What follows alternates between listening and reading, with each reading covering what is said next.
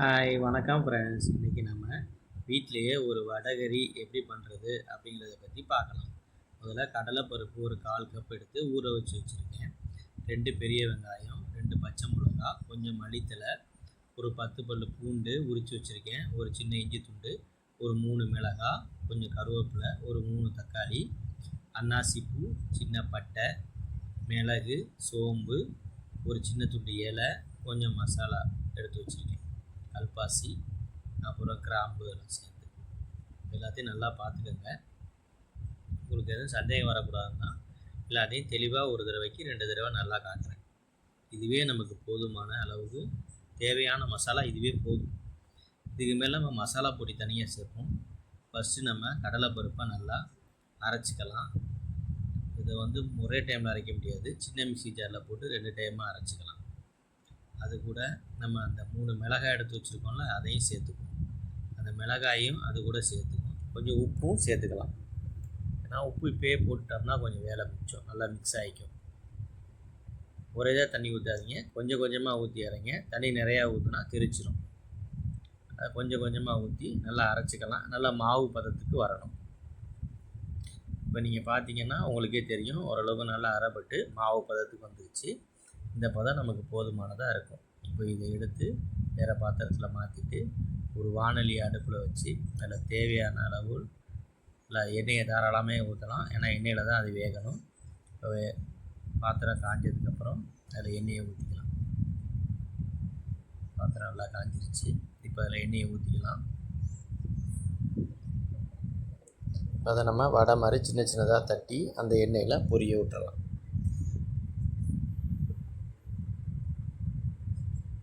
சேஃபெல்லாம் தேவையில்லை, ஏன்னா நம்ம அதை உதுக்க தான் போகிறோம், வேகணும், அவ்வளோதான். அதுக்கு நல்லா ஒரு சும்மா நமக்கு எவ்வளோ இடம் இருக்கோ அதுக்கு தகுந்த மாதிரி தட்டி போட்டு வேக விட்டு வச்சுக்கோங்க. அடிப்பக்கம் நல்லா வெந்ததுக்கு தான் பார்த்துட்டு அதுக்கப்புறம் திருப்புங்க. ஏன்னா உடஞ்சிருச்சுன்னா அப்புறம் ரொம்ப கஷ்டம். அப்புறம் வேகிறதுக்கு தூளாக இப்போயே தூளாகிடக்கூடாது, அது வெந்து நம்ம தான் தூளாக்கணும். ஓரளவுக்கு நல்லா அடிப்பக்கம் வெந்ததுக்கப்புறமே பிரட்டி விடுங்க. Just miss. இப்போ மொதல் ரவுண்டு வெந்துருச்சு, அதை எடுத்து வச்சுக்கலாம். எல்லாம் அந்த நுரை அடங்கினதுக்கப்புறம் எடுத்துட்டோம். இப்போ 2வது ரவுண்டு ஒரு 3 நம்ம இருக்குது, அதையும் போட்டு நல்லா பொரித்து எடுத்துக்கலாம். எல்லா மாவையும் போட்டோம். இப்போ இதுவும் வேகட்டும். நெருக்கி வெந்துருச்சு, திருப்பி விட்டுக்கலாம்.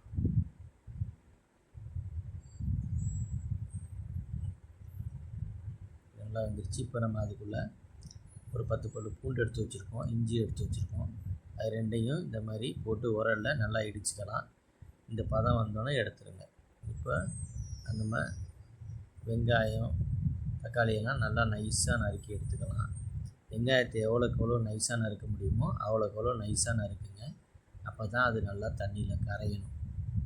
அந்த கடலைப்பருப்பு வடையோடு நல்லா கரைஞ்சிடும். வெங்காயத்தை நல்லா நைஸாக நறுக்கிறேன், ஏன்னா முடிஞ்ச வரைக்கும் நைஸாக நறுக்கிறோம்.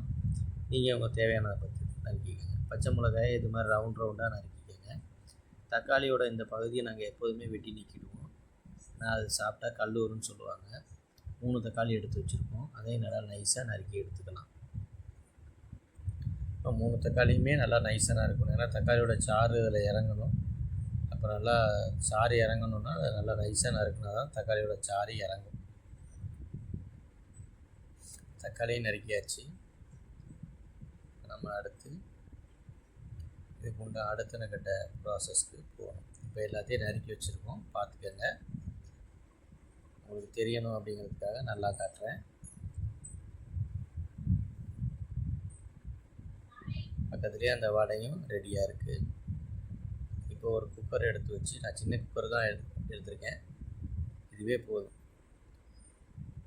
அதில் நல்லா எண்ணெய் ஊற்றிட்டு நம்ம மசாலா ஐட்டம் எடுத்து வச்சுருக்கோம்ல, அதை ஃபஸ்ட்டு அந்த மசாலா ஐட்டங்களை போட்டு முதல்ல வதக்கிக்கலாம். இப்போ இந்த மசாலா ஐட்டங்களை முதல்ல வதக்கி எடுத்துக்குவோம்.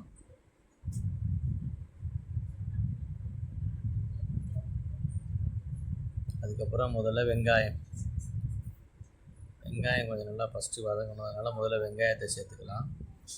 கருவேப்பிலையும் சேர்த்துட்டேன். வெங்காயம் கருவேப்பிலை ரெண்டுமே இப்போ வதங்குது. வெங்காயம் லேசாக பொன்முருவலாக வதங்கணும், கொஞ்சம் வதங்கட்டும். இந்த பதத்துக்கு வந்ததுக்கப்புறம் அது கூட நம்ம இடித்து வச்சுருக்க இஞ்சி பூண்டையும் சேர்த்துக்கலாம். அது ரெண்டையும் சேர்த்து கொஞ்சம் நல்லா மிக்ஸ் பண்ணி விட்டுருக்கோம். நல்லா மிக்ஸ் ஆகிடுச்சு, ஓரளவுக்கு வெந்துருச்சு. இப்போ நம்ம தக்காளியை சேர்த்துக்கலாம். அது கூட பச்சை மிளகா ரெண்டையும் சேர்த்துக்கலாம். நமக்கு எல்லாமே சேர்க்க வேண்டியதெல்லாம் சேர்த்தாச்சு. தக்காளி, பச்சை மிளகா, இஞ்சி பூண்டு, வெங்காயம், கருவேப்பிலை எல்லாம் சேர்த்தாச்சு. இதை நல்லா நம்ம வதக்கிக்கலாம். நான் இப்போ கொஞ்சம் உப்பு சேர்த்துக்கிறேன். அப்புறம் கடைசியில் எல்லாத்தையும் செக் பண்ணிவிட்டு கொஞ்சம் சேர்ப்பேன். கொஞ்சம் மூடி வச்சிங்கன்னா கொஞ்சம் வெந்துடும். இது சோம்புத்தூள், சீரகத்தூள், மிளகாய்த்தூள், கறி மசாலா தூள், இது மஞ்சள் தூள், இது மிளகுத்தூள். இப்போ என்னென்ன எடுத்துருக்குறோம்? மிளகாத்தூள், சோம்புத்தூள், சீரகத்தூள், மிளகுத்தூள், மஞ்சள் தூள், கரம் மசாலா தூள். நான் எல்லாமே ஒரு டீஸ்பூன் எடுத்துருக்கேன். மிளகாய் மட்டும் 2 டீஸ்பூன் எடுத்துருக்கேன். காரத்துக்காக, கலருக்காகவும் நல்லாயிருக்கும். இப்போ நல்லா இந்த வடை மாதிரி போட்டு வச்சோம்ல, அதை நல்லா பிசைஞ்சு விட்டுக்கோங்க. தூளாக பிசைஞ்சு விட்டுக்கோங்க. அப்போ தான் நம்ம அது வடைகறிக்கு தயாராகும். எல்லாத்தையும் நல்லா பிசைஞ்சு விட்டுக்குவோம். இப்போ எல்லாத்தையும் நம்ம பிசைஞ்சு எடுத்து வச்சாச்சு.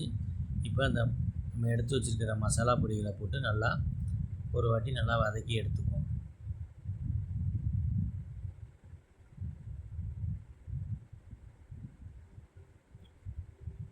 இதுவே போதும். மசாலாலாம் ஓரளவுக்கு நல்லா இப்போ ஸ்மெல் அருமையாக இருக்குது.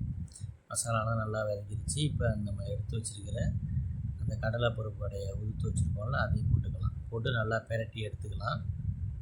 நல்லா மிக்ஸ் பண்ணிக்கணும் ஃபஸ்ட்டே. அதுக்கப்புறம் தண்ணியை கொஞ்சம் கொஞ்சமாக சேருங்க, நிறையா உடனே சேர்த்துடாதீங்க. கொஞ்சம் கொஞ்சமாக தண்ணி சேர்த்து அது முழுகிற அளவுக்கு வச்சா போதும். அது நல்லா முழுகிற எல்லா ஐட்டம் முழுகிற அளவுக்கு. இப்போ நான் கொஞ்சம் உப்பு போட்டிருக்கேன். இப்போவே உப்பு காரம்லாம் செக் பண்ணி தேவைன்னா சேர்த்துக்கலாம். குக்கரை மூடி வைக்கணும். சும்மா போட்டு மூடி வச்சு வெயிட் போட்டு ஒரு 3 விசில் விடுங்க. அப்போ தான் அந்த கடலைப்பருப்பு நல்லா வெந்து நல்லா வரும். இப்போ நம்ம விசில் போட்டு வச்சுட்டு வேக விட்டுறலாம். 3 விசில் வர்ற வரைக்கும் வெயிட் பண்ணுவோம். இப்போ விசில் வந்துருச்சு. கொஞ்சம் ஆற விட்டு ஓப்பன் பண்ணோம்னா எண்ணெய் பிழிஞ்சு வந்துருச்சு. நமக்கு தேவையான அளவுக்கு இப்போ வடைகறி ரெடி ஆயிடுச்சு. வாடை சும்மா தூக்குது, கமன்னு இருக்குது. இதை இட்லி, தோசை, சப்பாத்தி, பூரி எது கூட வேணாலும் வச்சு சாப்பிட்லாம். அருமையான சைடிஷ்ஷு, அருமையாக இருக்கும். இப்போ இது கூட நம்ம மல்லித்தலையை மேலே தூவி இறக்கி வச்சிடலாம். இப்போ மல்லித்தலையை மேலே தூவிட்டோம். இப்போ இதை இறக்கி அது ரெடியாக வச்சுருக்கோம். இதை நம்ம இன்றைக்கி இட்லியோடு சாப்பிட போகிறோம். நீங்கள் இதே மாதிரி செஞ்சு பாருங்கள். உங்களுடைய கருத்துக்களை கமெண்ட்டில் தெரிவிங்க. எங்களோட சேனல் லைக் பண்ணுங்கள், சப்ஸ்கிரைப் பண்ணுங்கள்.